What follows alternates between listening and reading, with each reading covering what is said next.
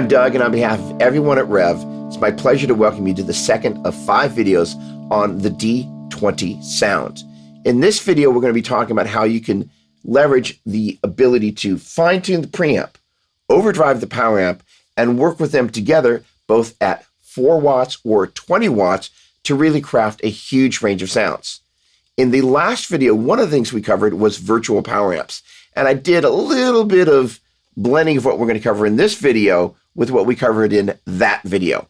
So you were hearing those 2 amps. The preamp section was completely done. The gain boost controls on both amps were all the way out, but I was bypassing the power amps and using 2 virtual power amps inside the Torpedo remote software. And basically I had an EL84 power amp on one side and a 6L6 on the other, and in turn those were going into 10-inch Fender style speakers for something that was kind of, I don't know, heavy metal rockabilly or something like that in drop D on a Telecaster. I don't even know what to call it, but I loved it. Now, the majority of what we're focusing on in this video is going to be how to manipulate both the preamp and the power amp section of those guys. So what we did here at the top was just to kind of wet the whistle in case you didn't see last week's video. All right, so with that said, I also have the privilege of being joined in this video by Shawn. He's a brilliant guitar player, exceedingly successful session guy, and in many ways is kind of the online face, if you will, of Revv amps. And I really wanted to leverage his expertise in the making of this video. So with no further ado, it's my pleasure to introduce Shawn. Didn't want to do this without you. So here, first and foremost, if you're new to multi-wattage amplifier, what is the biggest difference between running at 4 watts versus running at 20 watts? Well, at 20 watts, you're going to have what I consider more headroom, and it's going to be tighter. Of course, it's going to be louder, but that doesn't encompass everything that you get at that wattage compared to what you would get at 4 watts. At 4 watts, it's not going to be so much quieter, but it will be a little bit more compressed, and the power section is going to react a little bit differently than it would as opposed to being at 20 watts. At 4 watts, if you want to feel more compression, if you want the power section to break up sooner, that's where you want to run it. If you want more headroom and you want less compression, then you're going to want to run it at 20 watts.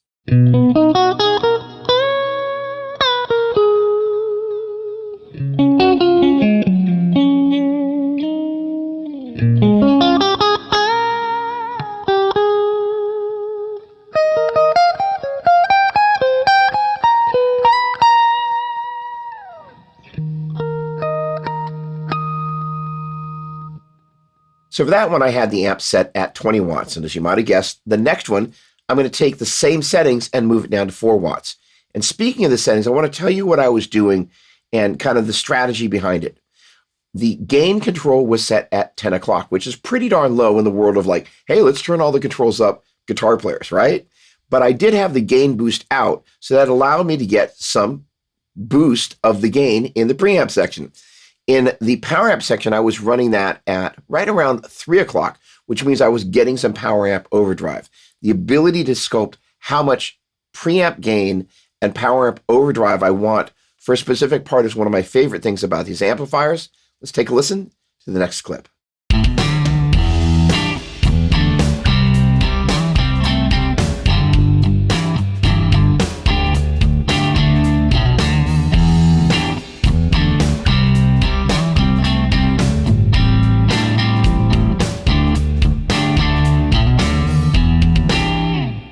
So one of the things we talked about before we started shooting was actually using the push-pull function on the gain pot, but actually dialing the gain back down, which is not the way you would normally think about using a gain boost, right? You think about, let's turn the gain all the way up and pull it out and get more gain. But actually what you talked about, which is what somebody who really knows tube amps knows, is actually sometimes you go in the opposite direction, you get really cool stuff. So how do you use the amp both at 4 watts and at 20 watts with the gain boost on there, but actually pulling the gain control down in terms of where it's set? Right. Well, with that boost control, and this applies to 4 or 20 watts, it adds top end and bottom end. So it's going to broaden, it's going to broadband your tone. So if you're wanting a more chimey top end, pull the boost, turn the actual gain down so that's not breaking up that much. And now you're going to have a completely different top end as well as bottom end.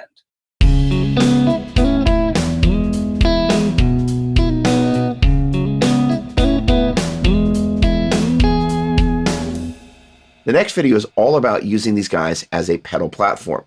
But one of my favorite things about these amps is the ability to manipulate the preamp gain and the power up overdrive system. When I don't want to use a pedal, I don't have to kind of get the sound that I'm looking for, especially when using the virtual power amps, which I'm not using for this particular clip.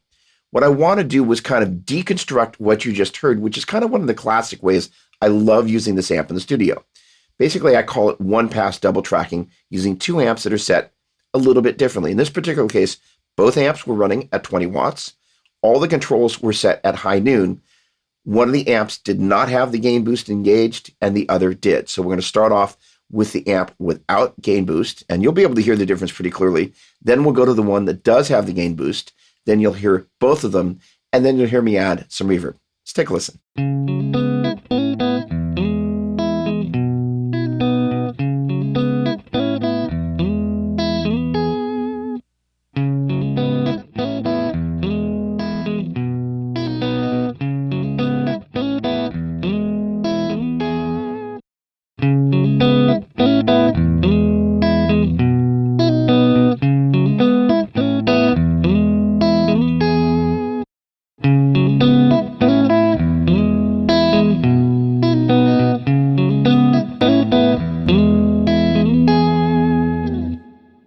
So specifically for people that are new to a hybrid amplifier, and maybe they're not needing to go into a PA, and maybe they're not needing to go out into their DAW yet, how would you suggest them starting with the amplifier, either at 4 watts, 20 watts, gain boost, or just kind of messing with them? What would you suggest as a strategy to kind of get to know how these things work?